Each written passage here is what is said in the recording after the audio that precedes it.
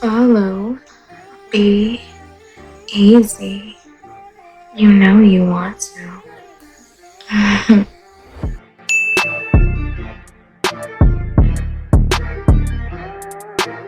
And then there's this piece here, which we cannot forget about. This report came from The Intercept, but I'll never forget this article. In reference to Barack Obama, a new report looks at how Obama's housing policies destroyed Black wealth. Now, many people have tried to argue against me on this, but the data is here. The first Black president in American history was a disaster for Black wealth. Let's look at the data. Now, this article was written December 8th, 2017. Let's get into it. Barack Obama's election marked a significant turning point in American history, and it was rightly celebrated as a sign of racial progress. We're going to highlight this piece here that says racial progress, because it appears from what I saw, the only progress was for Barack Obama. Didn't really help us out much. But Obama's presidency came at a time of economic hardship due to predatory financial practices that led to a 2007 recession. That, combined with Obama's administrative flawed housing policies, led to a major decline in African American wealth during the Obama years.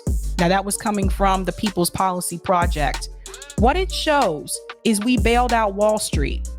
That wasn't entirely Obama's doing at all. That was Bush and the Federal Reserve, Ben Bernanke, and so forth. But housing was almost entirely under his control.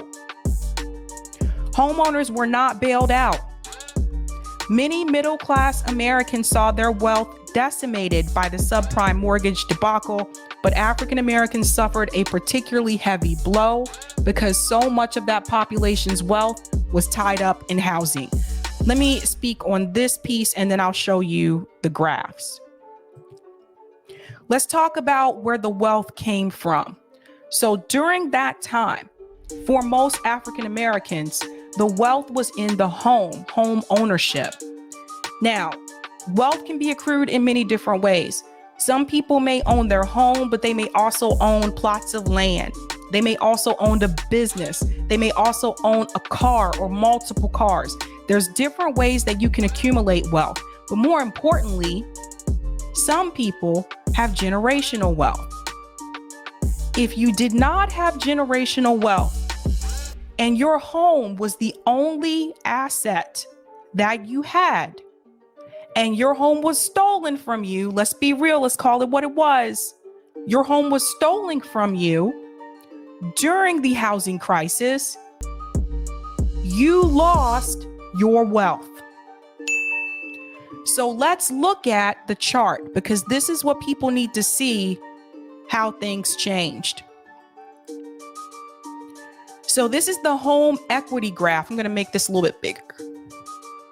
Home equity as a percent of total wealth in 2007. So you're going to see yellow is white, green is black, and black is Latino. You thought they would have made this easier and made black, but whatever. Anywho, so you can see here, if we go from 6th, 7th, 8th, 9th, 10th, this is where you see the racial wealth decline. So this is important for people to see. It says Cooper and his co-author Matt Brunig cite data from the Federal Reserve Survey of Consumer Finances that demonstrates that home equity was important to middle-class Americans of all backgrounds in 2007, but particularly important to African American wealth. You see the change here? Right here, where it says racial wealth decline. You can see white wealth decline, black wealth decline, Latino wealth decline. Let's go on. There's another chart that I want to show you here. I'll make this a little bit bigger. Again, the same colors, right? So you can see here's 1990. So the black line is Latino wealth. The yellow line here is white wealth, and the green line is black wealth. You can see there was a point when black wealth really did like shoot up, right? Or it was doing better. 2005, that's 2010. You see the drop here? Now, things have improved, but honestly, percentage of homeowners with negative equity by race. So this is the negative. So let me zoom out so I can see this better. Sorry. This is negative equity by race. So my apologies for that. So you see the difference? So the higher the percentage with this graph, the worse off you are. All the way up here at the top, 14%. Now that's going after 2010. But you see how it shot up? This is during the Obama years.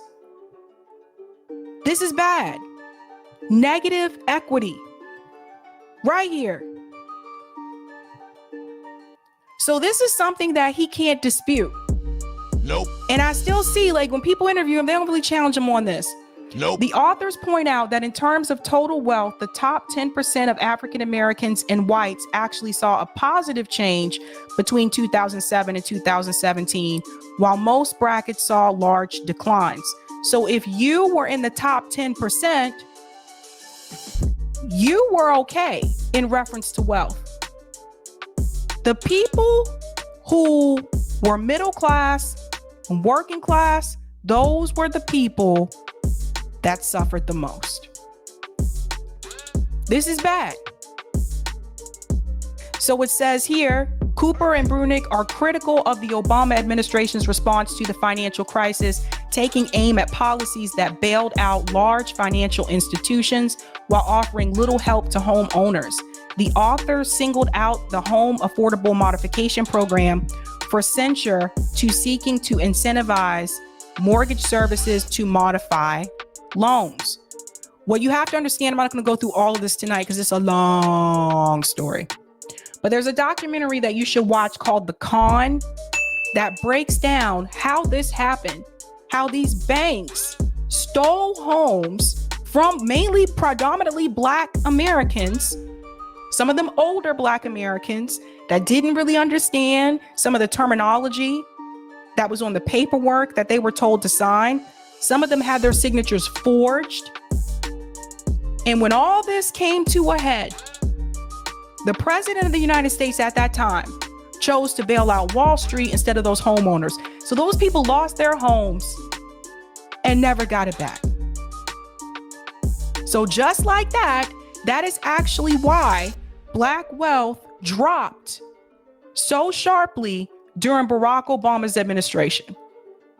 And we need to tell this to more people, because the people that tell me that I need to support Barack Obama just because he's Black, hells no. Barack Obama didn't support us. Show them that.